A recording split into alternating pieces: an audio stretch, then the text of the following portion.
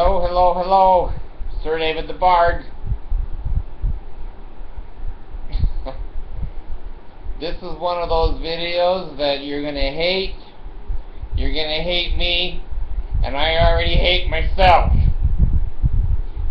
I'm coming to you from my local doctor's office here. I want to tell you what kind of a day I had, and Mercy's pissed at me, so she drives off in the car. I don't know where the hell Mercy went, but anyway. I've had one of these days that I don't think the rest of you have these days. I really don't. Maybe you do. Maybe I'm just imagining that I am the only human being that has these problems that come up. About 2 months ago, 3 months ago, I made an application for a Hoveround. Now, that's not a hovercraft. It's a Hoveround, where you can get in this little electric wheelchair and you can go to the store, or you can take around the house or whatever when your back hurts or your legs hurt or whatever. And I'm just kind of getting to that point, and I thought, well, before the Republicans maybe win in 2016 and take all the poor people and the seniors and dump us in the toilet, I ought to apply now. Be that as it may, I applied. Well, I had to go to my doctor, and he had to test me several times in several ways to see what my balance was and what my capabilities were, and to report them to the Hoveround people. So, I haven't done this before. He has! He has. He's a very kind doctor. He's a very good doctor. So,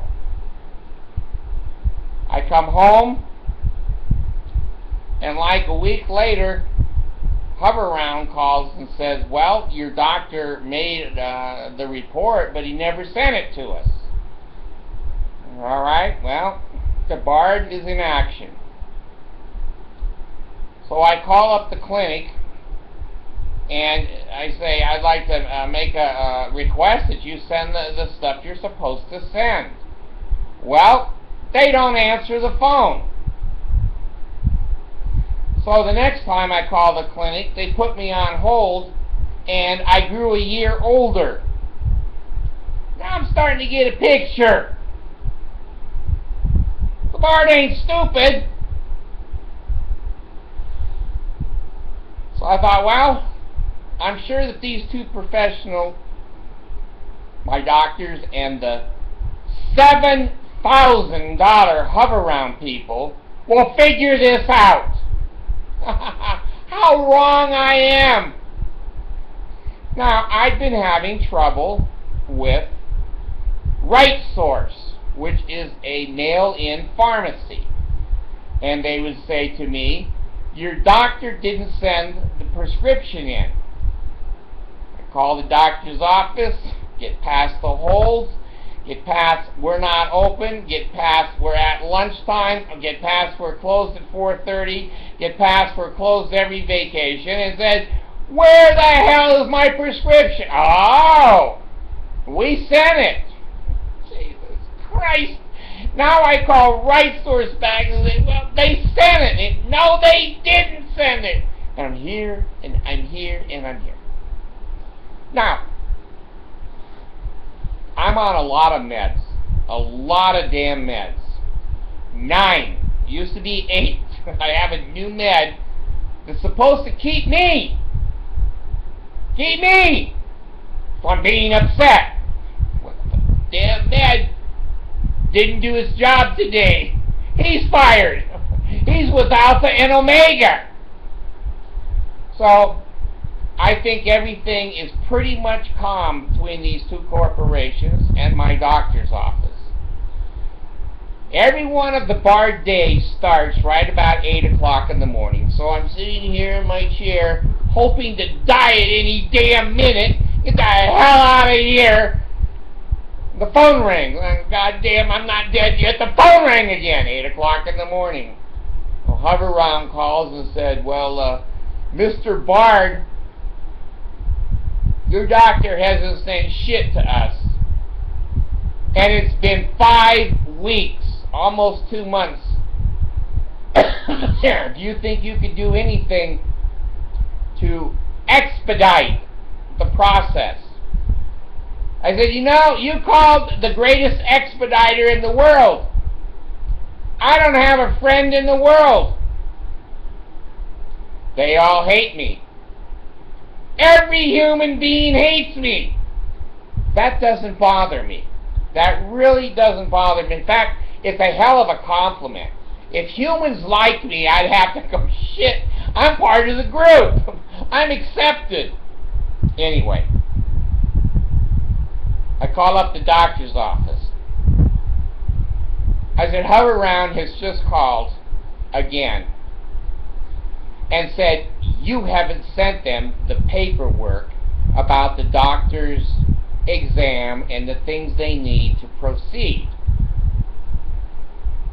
She said after a 20-minute phone call, or hold on the phone, we did. Jeez. God dang, get me another med! Get me another med! So now I'm not nice. Now I'm the Bard. I put on my Bard helmet and my sword, kind of like the Sons of Helaman. And I'm about 9 of them. Well, let me come over and pick up what you said you sent to them. I said, all right. I said, package it. I'll be there in 30 minutes. So I go over to the office. I'm not kind. I'm not obnoxious this time. And I get this piece of paper. And it says on it that Tammy called Hover-Round and made sure that Christina indicated that yes, they did get the doctor's papers on 7:30. Sorry, hey, it's Hover-Round. It's obvious. It's not my doctor's office. It's Hover-Round that is idiotic. No brains, incompetent, negligent. So I come back to the house. I call Hover-Round. Let me talk to these people that were listed on the information. She said, well, we did receive it. And I said, God, you told me you didn't receive it. No. We have called your doctor 8 or 9 times. We've been on hold and dropped. We've left 3 or 4 extensive messages. We have called and called and called. We can't get anything done. We got the medical information they sent, but they sent it to the wrong address. It doesn't come to us. It doesn't come to Hover-Round. It's supposed to go to Humana, the insurance company. Now, I'm not polite anymore. I got more idiots surrounding me than if I was living in Idiotville. These people should have not had children. These people should have either been abortions or birth control pills with little legs on them. So, I say to Hover-Round, when they called and confirmed that you received the information, how come your idiot employee didn't say to the idiot employee over at the doctor's office, yes, we got it, but it's got to go to Humana. We're not allowed to send it to Humana. Obama says that's against the rule. It has to come from your office to Humana directly. So yes, we have a copy, but we can't do anything with it. The moron never said that. The moron never said that. And when I said to Hoveround, don't you train your people? Don't you tell them it's at the wrong address? It can't be forwarded. Refax it over to Humana. So now, I'm not nice anymore. I'm not nice anymore. So, I call the doctor's office, and I get a medical technician. Now, this is a girl that went to BYU, that couldn't get a date, smiles and says yes, and should not be allowed in public because she has no brain. And I said, could I talk to somebody who has a brain? Do you have a person running that facility over there? Someone who trains you medical technicians? Somebody who's in charge, that has some power, some brain, some education? Is there one person over there? Yes. Well, let me talk to him. So he comes on the line. This is Bart. I go through the whole damn story with him. The whole story! I said, does this look like a medical professional clinic or the Three Stooges movie? He says, I'm going to agree with you. It looks like the Three Stooges. And I said, well, I'm Larry Moe and Curly Joe all together. You need to sit down with your staff. You need to train them.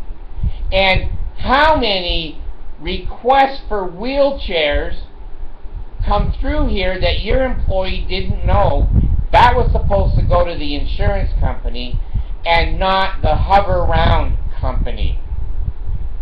I will fix this. This is terrible.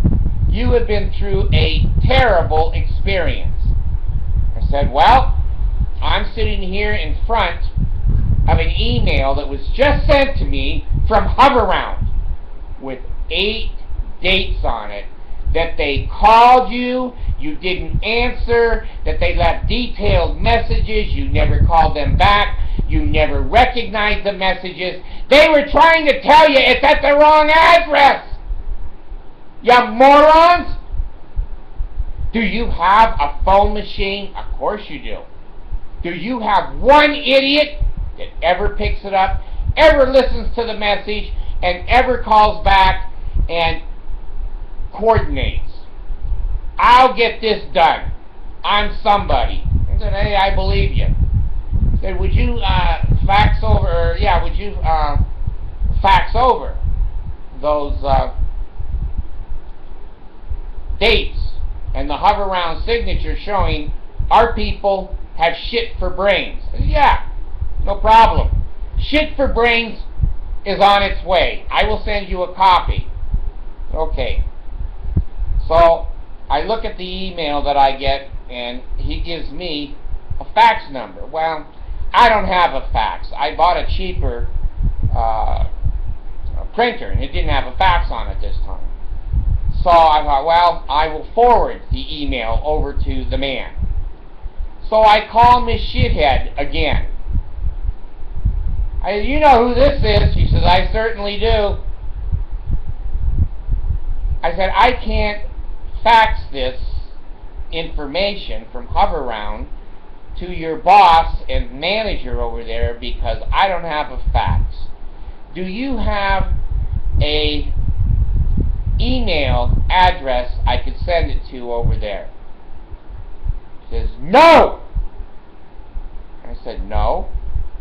I said, you guys make $2 million a week over there and you can't afford email?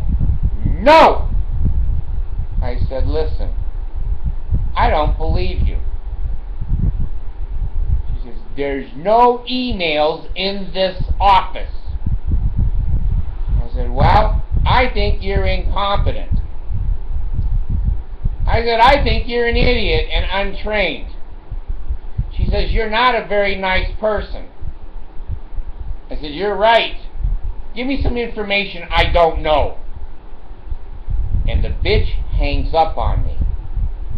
Now, you don't hang up on the bar. You don't hang up on the bar, because the bar will come over to your place and kick your ass. So I did. Got back in the car, went back over, got the manager again and sat down, and I said, you know, it's like a soap opera over here. It just goes from stupid person to stupid person, and I'm in the middle, and I'm the patient, and I'm paying for this. I said, your person wouldn't let me email this over to you. I had to get out of bed, get dressed again, and come over. She said, only things are allowed to be faxed. I said, I believe that's a lie. He said, you're absolutely right. There are hundreds of emails in this office that could have come through. I said, why do you have an idiot on the phone that says, oh, we don't have any email, it must be faxed. You have to get dressed and come over and handle it, or fax it.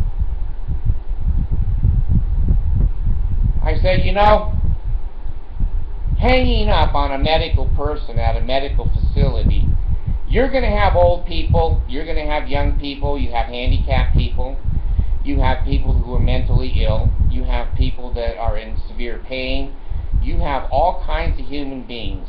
And when you have an employee that hangs up on someone, rather than saying, would you wait just a minute, let me address this up to my manager. Let's let the manager have you. You got big training problems. He says, you're right. I said, I'll tell you what I'd like to do. Let's go out in the office where the 5 girls are sitting, and let me find out which one hung up on me, and then let me train her. He says, I think that's a good idea. So the boss walks out to the front counter. There's, 20 people sitting there waiting to see. The doctors are good. It's just the support staff that are nutty as a fruitcake. And I said, which one of you hung up on me? All 5 of them, 6 of them looking at each other, It looked like my children. Who, me? Mr. Nobody. He lives here. And he answers the phone. I said, I'm not going anywhere. One of you hung up on me. Finally, the girl in the back said, it was me. You were being rude. And you're right. Tell me something I don't know. You lied when you said that there's basically no emails here. There's hundreds. I had to get dressed because you didn't know one email that I could mail this over to you, and you hung up on me. That is extremely dangerous, it's unprofessional, and you should be disciplined for it. The boss stands right there beside me, and he's nodding his head. I said, thank you very much, ladies. I'm gone. Out the door I go. So I felt pretty good that I did fix the communication problems. These huge corporations couldn't get the right address, couldn't get the right paperwork, couldn't get employees to talk to each other, couldn't. So God said to me, the atheist God, Bard, go kick some ass. Okay. So I come home, and I try to put one of my doors together. I have a fire door, a very expensive $700 fire door that doesn't close. I never put the closer on it. So now I'm trying to put a closer on the fire door, and I've got 2 hands that don't work, a penis that doesn't work, eyes that don't work, ears that don't work, and a mouth that doesn't work. Well, it takes me 10 times longer to do anything. And I swear, I get upset, and I raise my voice. I'm working and working and working. Well, Mercy's trying to help me, doing the best she can. And I was probably rude. I probably need to say I'm sorry. So I've decided to come in here and tell you what kind of a day I had. So then I am supposed to take 2 of these a day. This is number 9. This is number 9. It's supposed to keep me calm. It's supposed to keep me from being rude.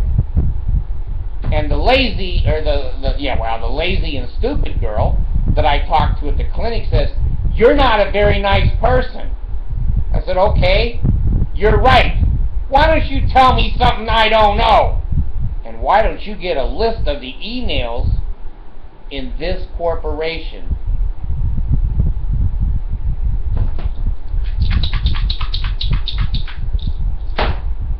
Do you people live like I have to live?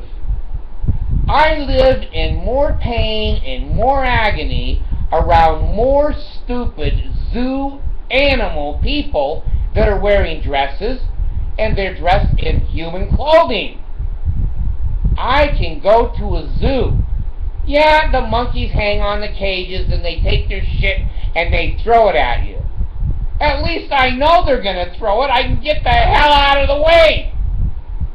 How the hell do I know that there's a huge medical facility, a hover-round, multi-billion-dollar?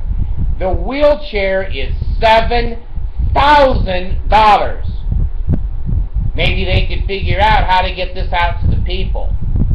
How about Humana, who basically has already told Hover-Round, yeah, we provide that, we need the information to see if he's qualified. They couldn't figure out that the address wasn't right. No one could figure out, but the BARD had to go over there. Well, let me tell you what happened. I'm sitting here trying to finish the day. Don't want to be angry, don't want to be upset, just want to be normal. I get a phone message. Now, I don't get too many phone messages because I have no friends. The only people that call me hate me. So when I go to get my phone messages, I know it's somebody swearing, upset, fuck you, goddamn, take your signs down, destroy the BARD movie, whatever. I know it's an asshole that I have crossed. It was my doctor. Now, you know doctors don't call patients. The only time I've ever had a doctor call me, one of them called me in Massachusetts and says, "Your wife has syphilis." I said, "Jesus, my wife has syphilis?" "Yes." We went through the whole weekend. He called on a Friday night. I'm accusing her of everything because I knew I had been faithful in the marriage, and I never sat on any syphilis machine, so she brought it to the group here. So we fought about it, and Monday morning comes, the doctor calls back, and he says, "Excuse me, I made a mistake. It was somebody else's wife that had syphilis." God damn.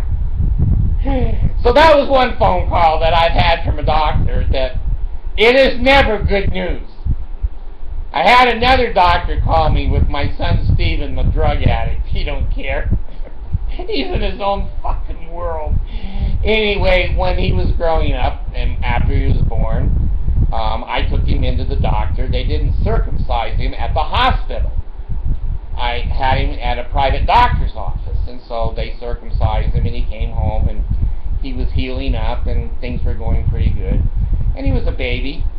And I looked at his penis, and it didn't look like a circumcised penis. I can't tell you what it looked like. There's no words for it. So the doctor calls me. Here it goes. The second doctor's office that I've had call me in 70 years. "How's his penis?" I said, "It looks like shit. I don't think you did a very good job." He says, "Well, I'm from London, and that's how we do it in London." I said, "I'm from the United States. It looks stupid." "Well, come on in. We'll do it again." Oh, the baby loved that. The baby loved that. So back in he goes and takes more of the foreskin off. There's a second phone call I got from a doctor. I've had other phone calls. I had a third phone call from a doctor. my Stephen, the drug addict, I don't know, he just seems to have maybe a little bit of a Bard blood in him. He runs through my patio door. The door was shut. He runs through. And he's like bleeding everywhere. And he looks like somebody had taken a baseball bat to him. Just beat the shit out of him. I'm scared. I was in California. I was scared. So I disguised my voice. And I called the doctor. I said, "Hi, this is the Bard. I have a question for you." He immediately said, "David." I go, "Oh shit, the disguise wasn't good enough." I said, "It looks like we beat the hell out of the kid, and we haven't laid a hand on him." He says it's a blood disorder. Bring him in. Don't worry, it's not abuse. So that was one of the better doctor calls that I got. I've gotten calls. I got a call from a doctor at 2 o'clock in the morning.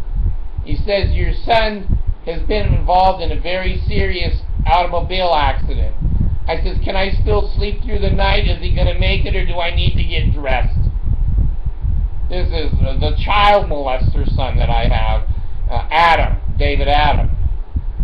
So, I go over, and Mr. Moron had been driving 90 miles an hour in a residential area in a new car, and snapped off a telephone pole and had one of my other kids, Dan, in the front seat with him. So the doctor calls and says, "Well, he has bruises and abrasions, but there's no serious injury. I'm going to release him." And I said, "No, this is a bad phone call.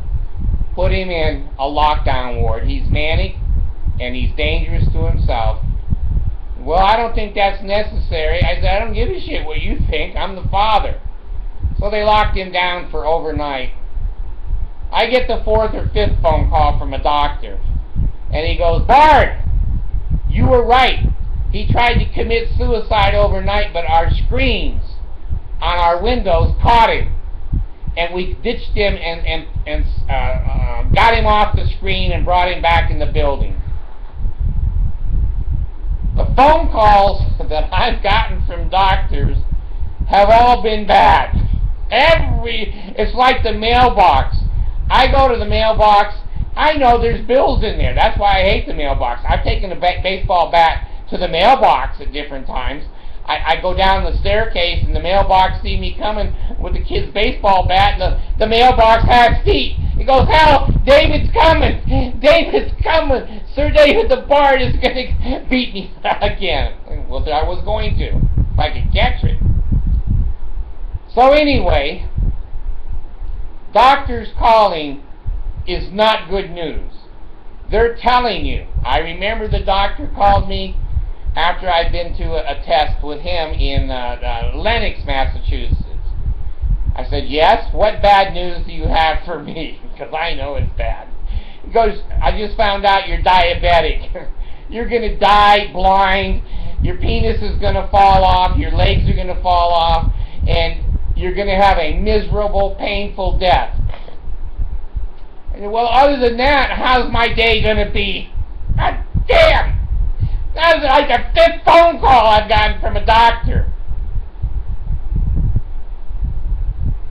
I had a phone call from a doctor from the emergency room, Santa Barbara, Sampson Clinic. He says your son has been injured.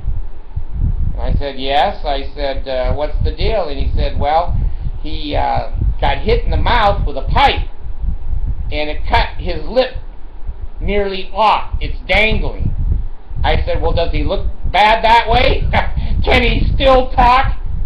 I was a Mormon back in those days. Tithing got paid, not my son's lip. So I said, "Do you have any other good news?" And he said, "Well, he's going to look like a freak." I said, "Well, do you have a plastic surgeon?" He said, "Yes." I said, "Get him in." And the kid doesn't even have a scar from it. He looks wonderful. But it wasn't a good phone call. It wasn't a good phone call. I have had several doctor calls. Not one has been good. So I'm sitting there in my chair today, and the doctor is on my message machine. And he says, like a bishop, "Bard, we need to talk fairly soon. Let's get together." Oh, goddamn. He's not calling me for coffee. He's not calling me for a date to go out with me and my wife. He's a Utah legislator and a doctor. Now, what do you think he's going to say to me about today's interaction? Do you think that little girl that had a dress on and no brains, a vagina but no brains, went in and was crying and said, "The Bard was mean to me. He's a mean person"? Do you think the supervisor that agreed with me on everything went into the doctor and said, "Well, you know, we have a few shortcomings here, but the Bard brought them all out"? And he said it in the waiting room, and there were 96 people in there. He embarrassed our company. Do you think the doctor is calling to say, "Oh, you got approved on your hover the round chair"? Do you think 4 hours later that's why he's calling? Or do you suppose, and here's David, Sir David the Bard Prophet, because my 6 naked teenage angels appeared to me and said, "You know what? He's calling you to drop your ass. He doesn't want to see your ass again. You don't have a doctor. Don't come in there. You're fired. Find another doctor." I believe my Revelation girls. They're better than the angel Moroni. Moroni didn't know baloney. My girls show up. I told you, I don't know if they have wings or tails. I just never spent time looking for wings or tails. I'm looking at other stuff. So I have to now sit in the chair overnight and wonder how I'm going to say to the doctor the things I've said to you. I don't think any of this was my fault. Was I unkind? Yes. Was I direct? Yes. Did I say to people they're idiots, they're morons, they're untrained, they're incompetent? Yes. Were they? Yes. But you can't say that in your population. In your world that you've created, you can't say that. And I'll tell you what is wrong right now with the world. Every one of you has got that goddamn cell phone in your face to see what your girlfriend had for lunch, to talk to somebody that's not important, that you're just chatting, or you're looking at a game to play. You can't drive, you cause accidents, you don't know how to interact with a human being. All you know how to do is push buttons on a machine and be entertained. Common sense is gone. Problem solving is gone. It's that damn cell phone, and it's also the genetics of the Mormons screwing all the 14-year-old girls and having children that should have never been born, that are too close genealogically to each other. I had to get it out, folks. I had to get it out, because I don't have any more health in the navel, marrow on the bones, strength in the loins, and in the sinews. Power in the priesthood be upon me? No. Upon my posterity? No. Through all generations of time and throughout all eternity? No. This is the Bard. Wonderful day. Signing off. I'm gone.